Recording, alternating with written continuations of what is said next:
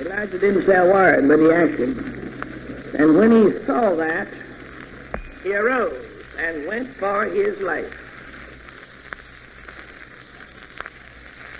I stop here and say I used to condemn him for that, but he had more sense than any other time when he ran when she got after him. And came to Beersheba, which belongeth to Judah, and left his servant there. That would be a distance of about 130 miles. But he himself went a day's journey into the wilderness and came and sat down under a juniper tree. And he requested for himself that he might die. And said, "It's enough now, Lord, to take away my life.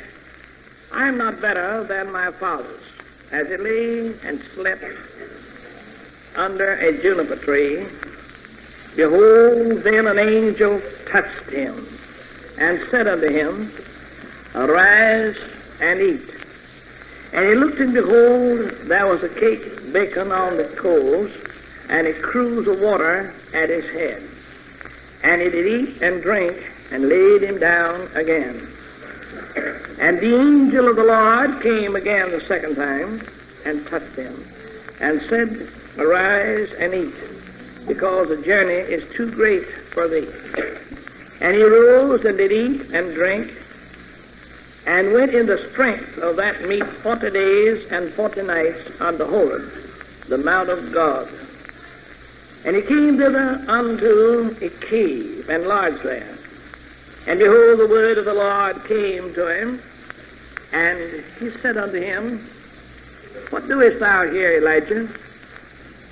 And he said, "I have been very jealous for the Lord God of hosts, for the children of Israel have forsaken thy covenant, thrown down thine altars, and slain thy prophets with the sword.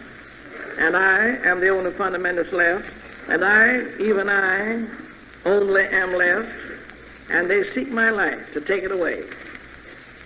And he said, "Go forth and stand upon the mount before the Lord."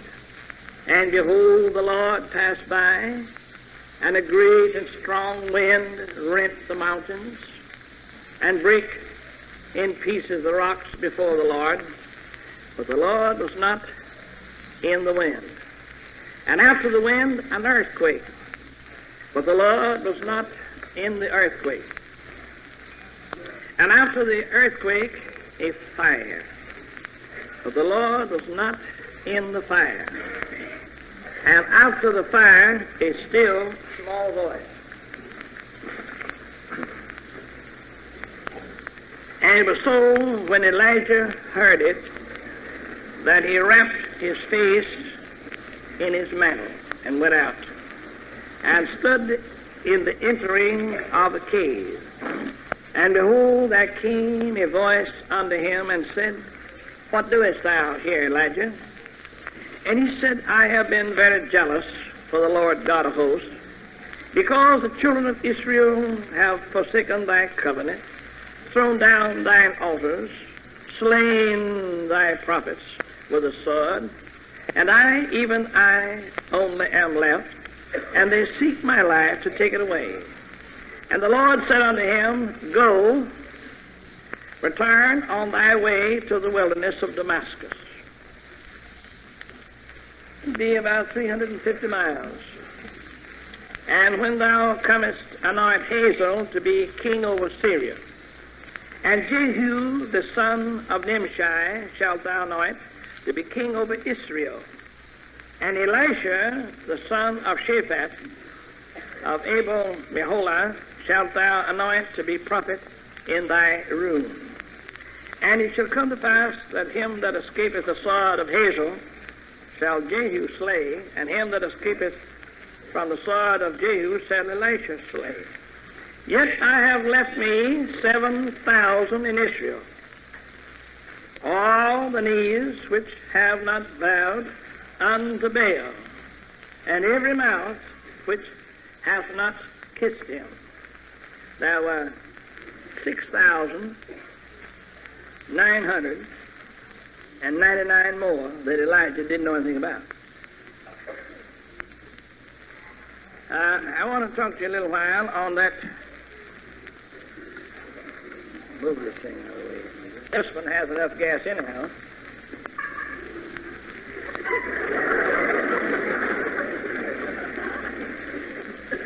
All right, my lad, you saw the point. You know, I learned a long time ago these bright-eyed, big-eared 10 and 12-year-old boys, they see a whole lot more than...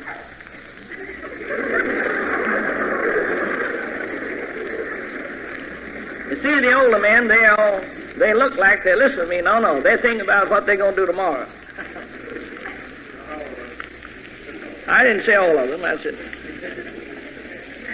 And the women are thinking about that dinner they're going to have to cook or have. But see, a 10-year-old boy, he just thinks about what he sees and hears. I want to talk to you this morning as a big family in the Lord together, and without any apology, bring you a message I trust will help you. Twice in that chapter you find this expression, the still, small voice.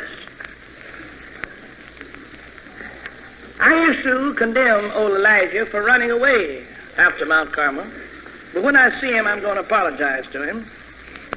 It was God's plan to get his tired prophet down there at Mount Horeb, where he revealed himself to Moses and gave the law. It was God's plan to get Elijah away from the thronging multitude so he could have a quiet talk with him, just God and Elijah. If, humanly speaking, he had permitted Elijah to remain up there, after that rain ended a 3.5 years drought, well, all the people said, well, did you ever see a man like Elijah? They would have been tempted to crown him king. They would have been tempted to worship him as God.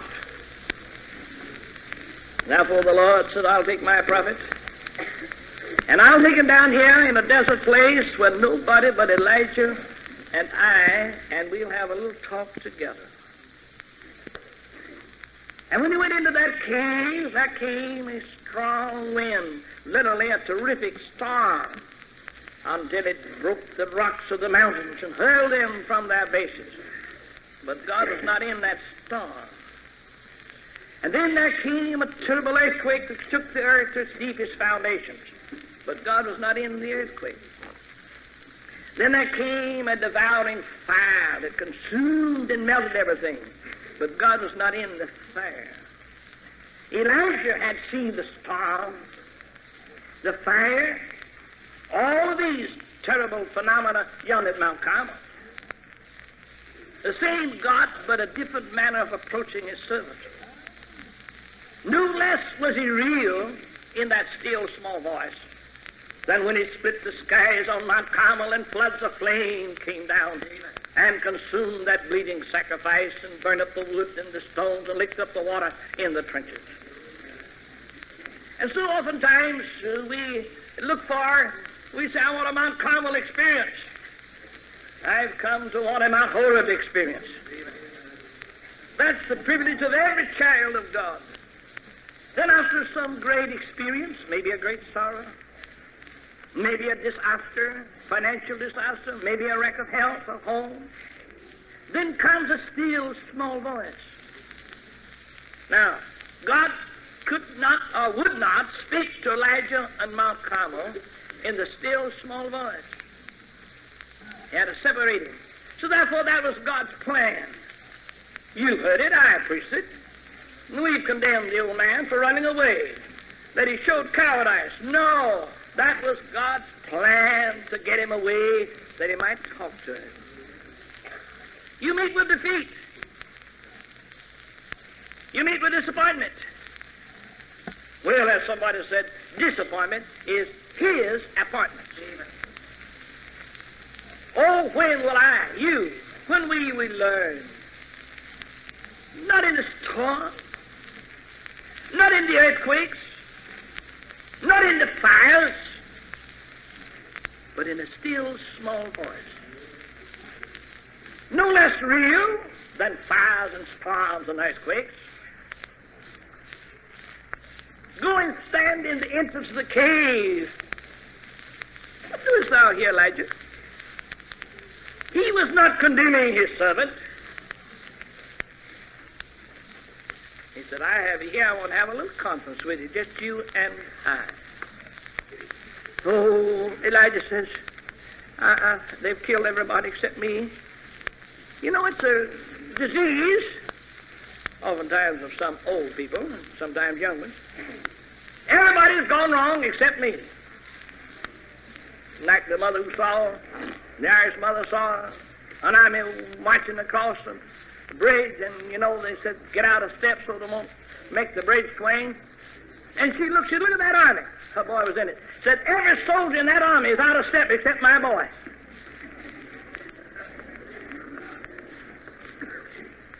Oh, what's the matter with people? What makes people do like to do? I had a good deacon. He's in heaven now. I feel reasonably sure he is. And every time we meet to have a testimony meeting, he said, oh, Lord, send the church a revival. We need a revival. And he said, I don't know what makes people so indifferent. And finally, maybe I ought not to say it, but I've always been glad I did. And then I said one night, Brother Deacon, you go home and look in the glass and you'll find out what's the matter with the church. He never gave another testimony like that.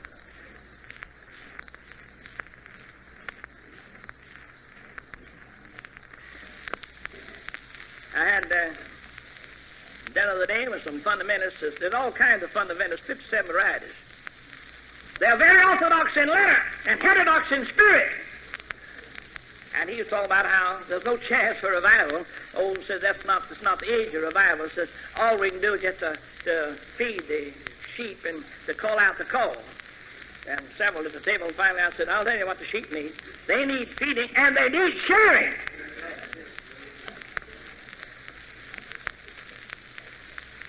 And this man had been a great soul winner once in his life. And now he's just a professional Bible teacher. Got enough charts to cover the walls of this great auditorium. And he himself couldn't explain them. I couldn't understand them.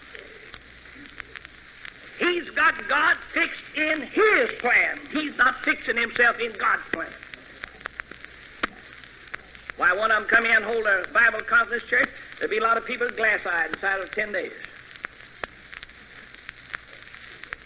I have no use for that fundamentalism that hadn't got feet and hands and voice and heart and blood and tears to save the lost. Now, here's a great thought in this incident in Elijah's life. It's a tremendous effort, more than an incident. The old man thought he was through. Now, I've come down here. I'd like to commit suicide.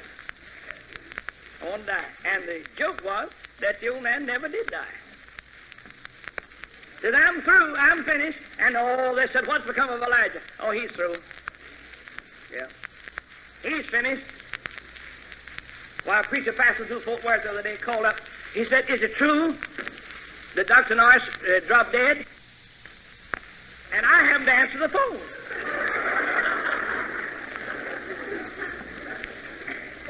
He's just from California. He said, well, we heard it.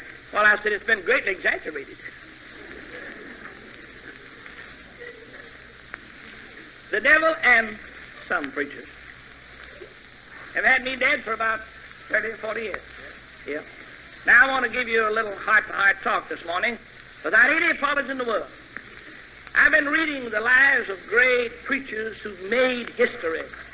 And in every single solitary one of them, from the days of the Apostle Paul and the prophets before, the post-apostolic fathers, Chrysostom, Irenaeus, Athanasius, Augustine, Bernard, Calvin, Luther, Spurgeon, every one of them, when they preached that gospel of power, then they would tell how, as Paul says, he separated me and called me. Sometimes, a little preaching I hear, he said, now, preacher said, if you pardon this personal allusion, pardon nothing. What the crowd going to do? They got to sit there and take it. So I don't ask for any apology in the world. Because of your prayers and your love, and when that attack occurred, how long ago? 5 weeks ago? And, what is it? Thank you. Washington's birthday. One said that George Washington never told a lie. And Franklin Roosevelt couldn't tell the truth. And Harry Truman doesn't know the difference. Now,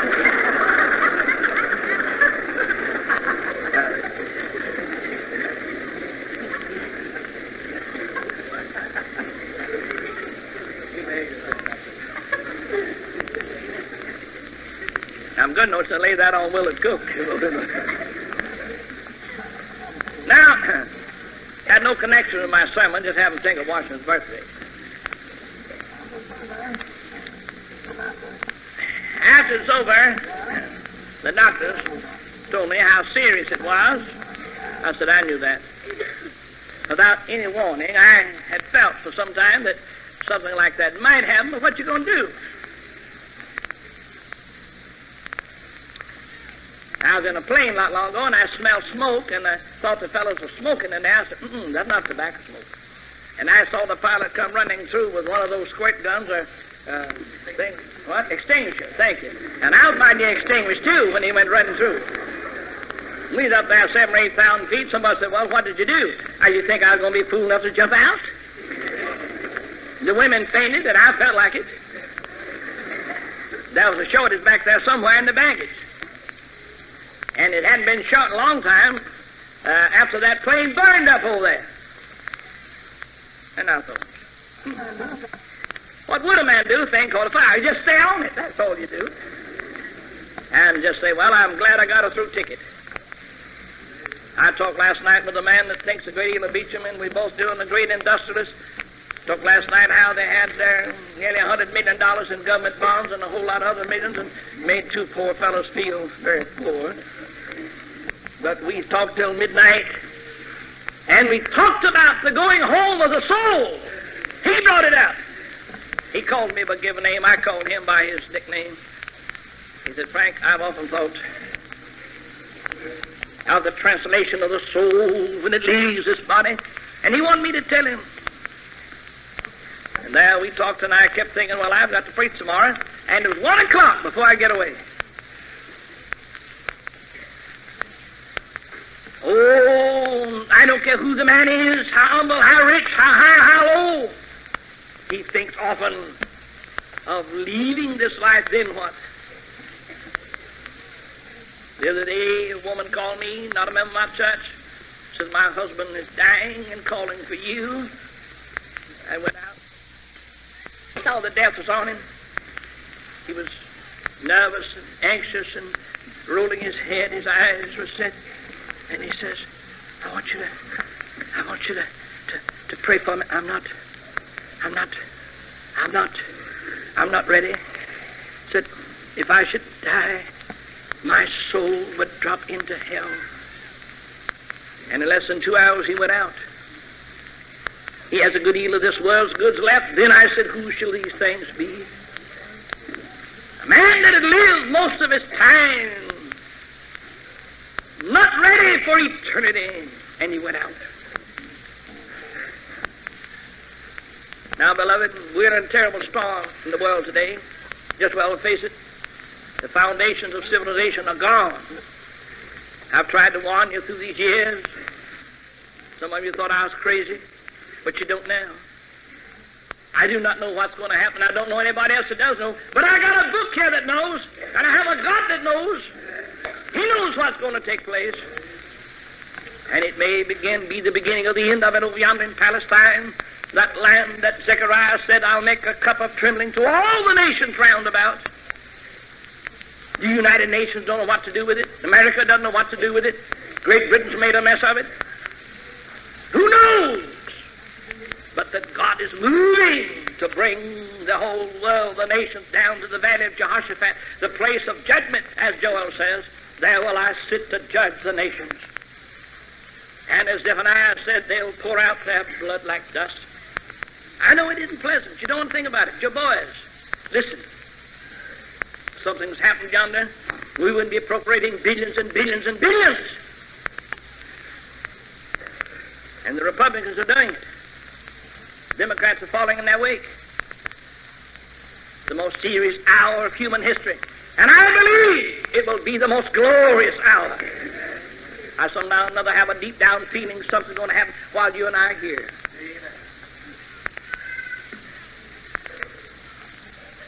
We talk about Romans 8:28, all things work together for good. We know that all things work together for good to them that love the Lord, to them who are called according to his purpose. We say that, but wait until the crisis comes, then tell me what you believe.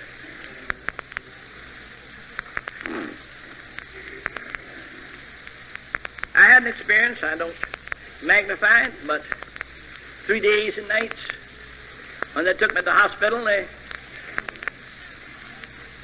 said, well, you'll have to be here at least 2 weeks. I heard my two doctors. I didn't think so. The nurse came and gave me 2 pills. One of them a good-sized pill, a little brown-looking pill. I didn't mind that. But that other one, a little bitty black pill, I didn't like the looks of that thing.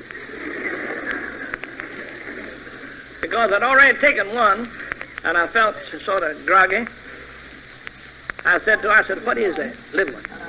And she said, I don't know. I said, well, that's all right, girl. You're taught to lie. You mustn't tell what you give the patient. Well, I said, if you knew, you wouldn't tell me. Isn't that so? She said, yes, sir, I wouldn't. And she gave me one. I said, let me see it. Look at it. And I dropped it in the wastebasket. Oh, she says, you must take that. I said, now, it's yours to give it. It's mine to drop it. Here came the head nurse. She said, oh, Dr. Norris, you must take this. I said, that's all right. You run your affairs, I run mine. And the doctor says, he said, Dr. Norris, we'll never stop that bleeding unless you get quiet and sleep. Well, I said, I'd rather stay awake. If anything happens to me, I won't know what it is. I said, now listen, you're not going to dope me here. I want to stay awake, and I did for most of the 3 days and nights. The third morning, I told Ralph Tone, I said, you bring my wife and let me have any clothes out there. Now, you go get me a suit of clothes and bring them out here. He said, I said, don't say anything about it. He did. I said, get your car and put it down here at that door where they take the dead folks out.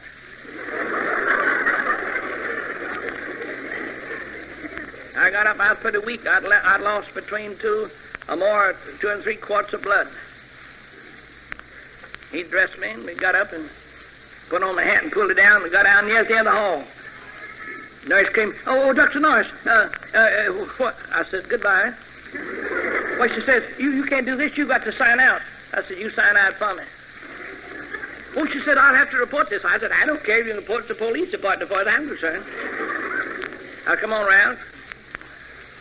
We went down the freight elevator where they take the dead folks, and we went on down there. I said, step on this thing and get away from here, Ralph. 3 days, all I want this place.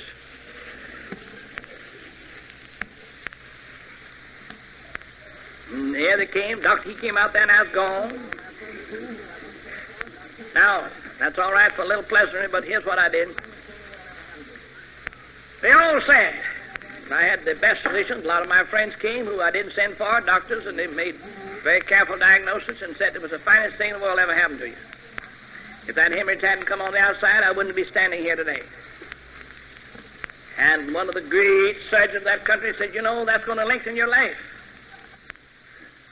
And I told him, I said, you know, there came a time in the reign of good King Hezekiah where Isaiah said, set your house in order, for you must die. And the king turned his face to the wall, turned his back on his crown and the kingdom and the world, and wept. And Isaiah comes and tells him again, God said, I've seen thy tears, and I'm going to add 15 years to your life. And I'm going to give you a sign. I'm going to turn back the sundial of Ahaz 10 degrees. Instead of going forward, I'm going to reverse it. And I believe that the God who made yonder sun can do like Joshua did, command it to stand still and the moon to stop in the valley of Ajalon. I know it did bother me. The God who said, let there be light, who created suns and stars and worlds, when he wants to stop yonder sun, as one day, when he wants to put it out, he can do so. And in this hour of confusion and storms and earthquakes and revolutions and wars, we need to have faith in the God that made yonder flaming sun. I had some been tall thinking those 3 days. I'll tell you about it.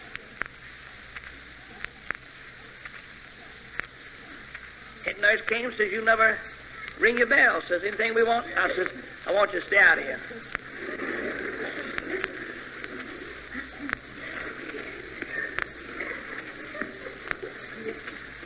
I wasn't rude about it. They just brought flowers and piled them up, and I'd tell the nurse, I said, just as fast as they bring them, you take them to somebody that needs them here in the hospital. I appreciate it. I appreciate the spirit of it. But I've got something else to do.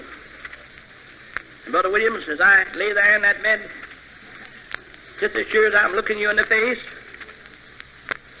to the wee small hours of the morning, God says, well, now, you've been kind of having your own way, and about the time you think you get along well and get a little puffed up, I have to take you down.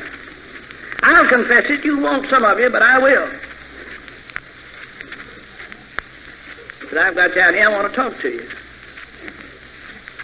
I want to talk to you. And just as real as you're hearing my voice this morning,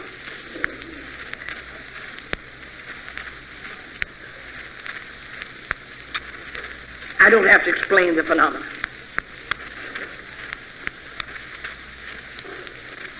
The realest of realities you cannot define. Who can define God? Who can define the new birth like the man born blind? He said, I don't know, but there's one thing I do know, that whereas I was blind, now I see. That I don't know how he did it.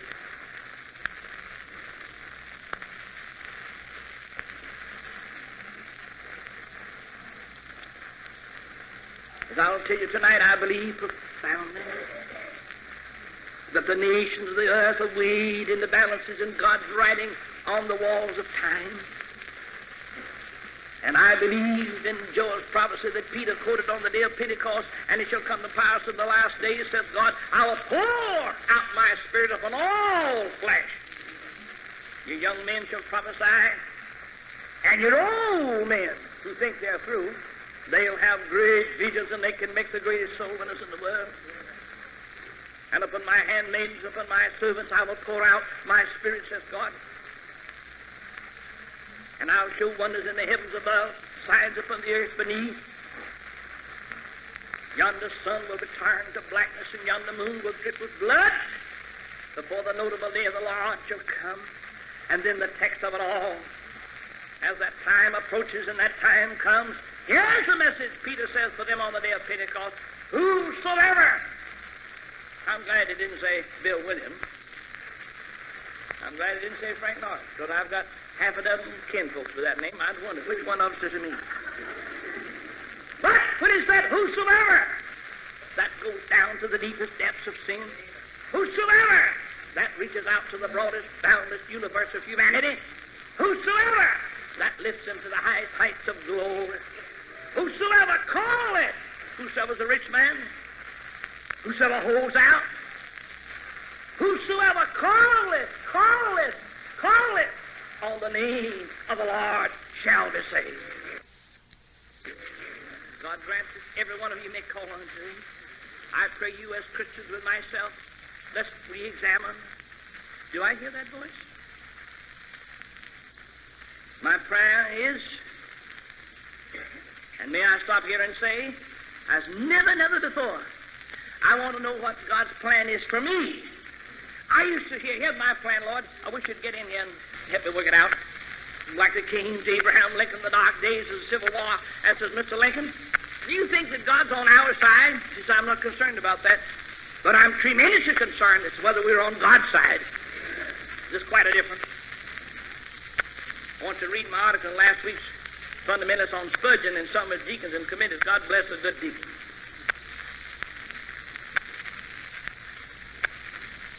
Mr. William Allen told me this. He was Spurgeon's right-hand man. He lived to be nearly 100 years old. I said, he had a wonderful set of deacons, Mr. Allen. Yes, but it says they were always, they gave him more concern. And that they're always trying to tell and make out the plans for the great preacher. Said whenever he'd launch out on some great enterprise, said they'd meet and say, well, now, do you think we better? Do you think this and do you think that? Yeah, deacons, take the church, take everybody in your fullest confidence. But none of these things move me. What is the will of God? That's the one question. And the only question. As Paul stood before Agrippa and says, I was not disobedient to the heavenly vision. Why, when 13 or 14 years ago I came here, a very great lawyer and a good man, a Christian man, he was for it up to the first 3 months. And after I'd gone 3 months, he says to the folks that I think you ought to come back. He'd been gone long enough. That's like a fellow getting halfway across the Atlantic Ocean, get off the ship and walk back. And he called a group together, and they were going to bring pressure on me to leave and not come back to Detroit. And I walked in one night while they were discussing it. I heard they were going to. 30 of them. And all 30 of them adjourned. I said, you array to yourself what you think is a sovereign purpose of God? I said, suppose the Holy Spirit has sent me to Detroit and has decreed that I should go there and use array to yourself that prerogative. That lawyer had a lot of pride. He left the church. 3 weeks afterwards, he went to his reward. God removed his candlestick. I come to say to you this morning, I'm afraid to go against what I think beyond all question is the will of God in my life. I thought once I knew it. I don't say yet that I do. I say like the Apostle Paul, I have not yet attained. But I'm pressing on, I'm pressing on, I'm pressing on, that I may lay hold on that thing for which I was laid hold on for. Therefore, it doesn't matter what the storms may be, earthquakes or fires, what the currents may be. Why, the other day, a preacher from the far west, the pastor of a great church, had a lot of trouble. He said, now what do you do when you have this condition? I said, I don't get in that condition. After he explained it all, I said, I know what I do. I have done it. I said, I'd go back down and wouldn't say a word. They were telling every mean thing on earth against him. I said, I wouldn't say a word about it. I'd begin next Sunday morning, and he went a little farther and fell on his face. Then I said, I'd go and stand before the Jewish Sanhedrin as he stands trial. Is he the Son of God? I'd stand before Pontius Pilate with him when there he's tried. Is he a king? I'd see him as he pressed that crown of thorns on his brow. I'd see him as he put that wooden cross on his shoulders. I'd do like that Cyrenian when he fell, I'd get under it. I'd climb the steep heights of Golgotha's brow with him. I'd stand there and I'd look at him. I'd see yonder sun hide his face in blackness. I'd feel the earth trembling under it.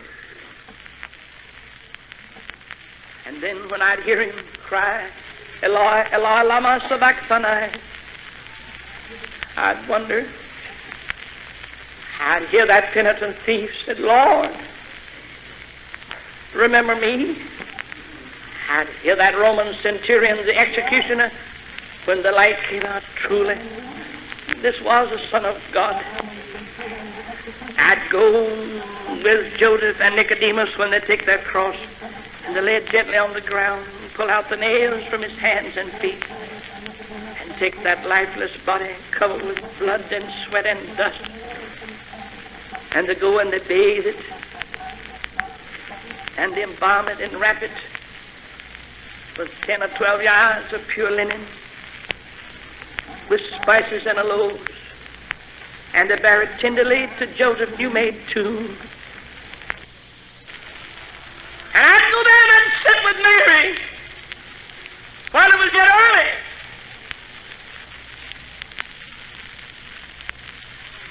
She saw a man, she says, this is the garden, I see the stone is rolled away. Tell me where you've born him, that I may go and worship him. And there she recognized it was Christ himself. He said, don't touch me.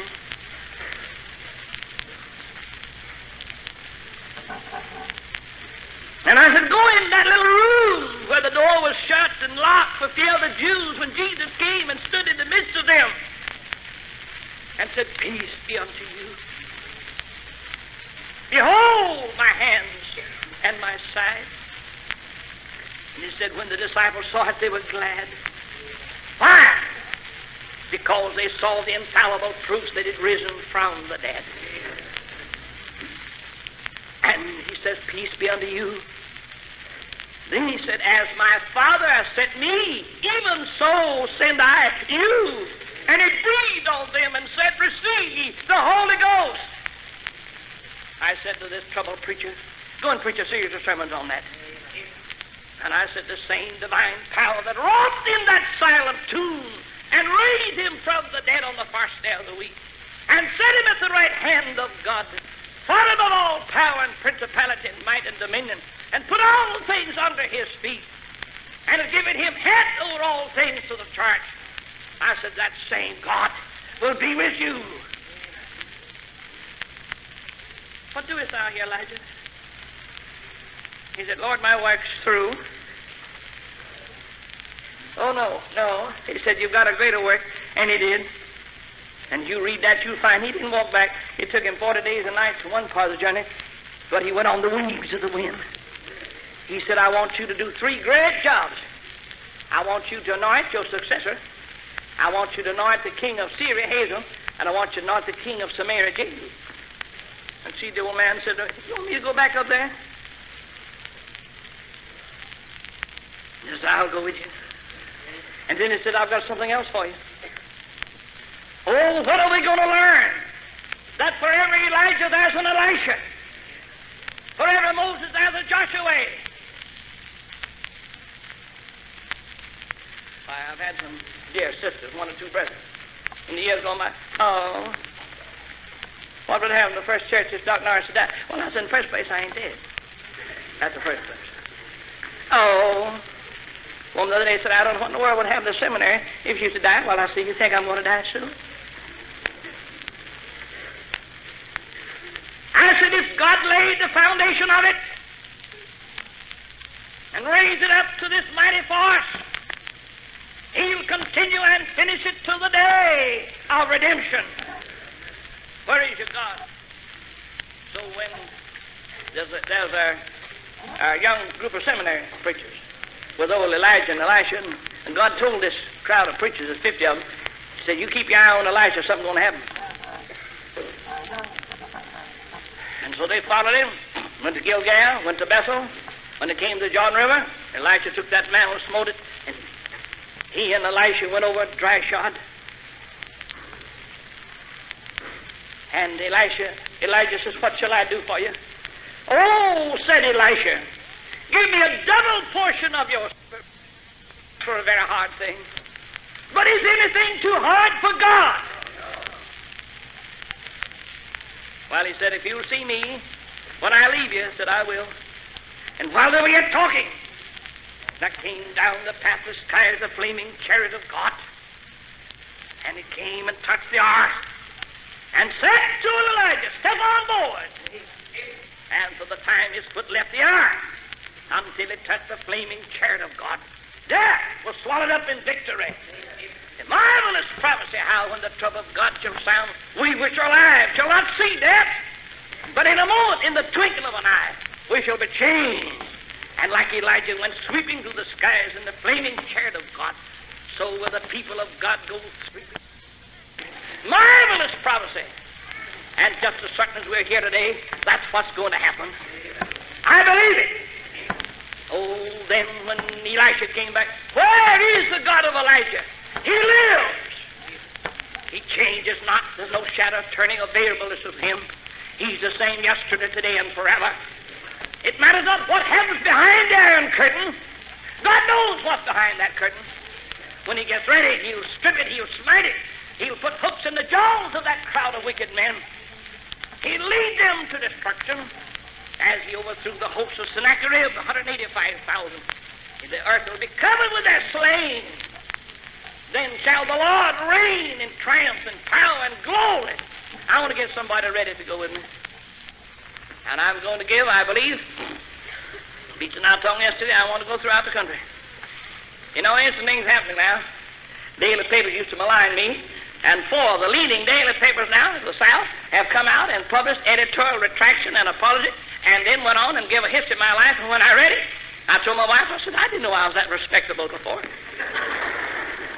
They used to lie on me so till so much that I wondered whether that was so. And now they're saying so many fine things about me. I said, is that the man you've been living with? And here's what I'm praying for, and I want you to pray for me. I want to go to the centers of the South and North. I want to go and call this people to repentance. I want to see, and we will see, 2,000 young preachers. You know, there are 232 young seminary preachers in the 20th chapter, the next chapter. When I had a wall there, I said, who's going to lead this army? God said, I got 232 seminary preachers over here. They'll lead it. And they did. And they slew the army of Ben-Hadad and his confederacy of 32 kings. Oh, listen. God has a great army of young preachers. Young men today think they're going into business. Your business is gone. God said, I've got something else. Seek ye first. God will be put first, he'll not be put second. We've had reverses, and you've had sorrow on the bed of affliction. You've promised God, oh, if you raise me up, keep the vow, perform it, and God will bless you. How many of you today will say, I'm going to trust in him? I know the world's on fire. Oh, they talk about just going to draft some young men from 19 to 25 or 6. You watch out. They'll take every able-bodied man. Watch out. I read one of the ablest authorities of the day said, this won't be a war, it'll be an extermination. There are 4 cities that are especially marked. New York, Washington, Detroit, and Chicago. Those atomic bombs on Hiroshima and Nagasaki, they were just firecrackers compared to what will happen when this wholesale destruction comes. They have the plan now where they can literally destroy England with those guided rockets, 200 and 300 miles. What will we do? We'll put our faith in God. Tribulation is coming. Christ is coming. He'll reign. He'll put out all wicked rule. Why do the heathen rage and the people imagine a vain thing? He that sitteth in heaven shall laugh, and in the fullness of time he's coming. I'm glad I believe that. I know it's so. I know it just as much as I know that's the fact. I know that he's coming. I know that's our only hope. Let's preach it. Let's live it. Let's give it. The little money you saved, it won't soon be worth anything. Inflation's going to come. It's already here. You'll find out by another year or so. Time we feed all the hungry millions of Europe, we'll be on starvation too. You say, well, stop preaching. No, I'm not going to stop. I'm going to warn you as a true prophet of God. Let us guard ourselves, for the night cometh when no man can work. Let us go out today and win somebody to Jesus Christ. Oh, God, help us in is my prayer. How many of you today and say, if tonight at midnight I should hear the sound of that trumpet instead of there being in a terror, I'd say, hallelujah, the Lord is come. You wouldn't need any draft then. No. Never mind about your atomic bombs then.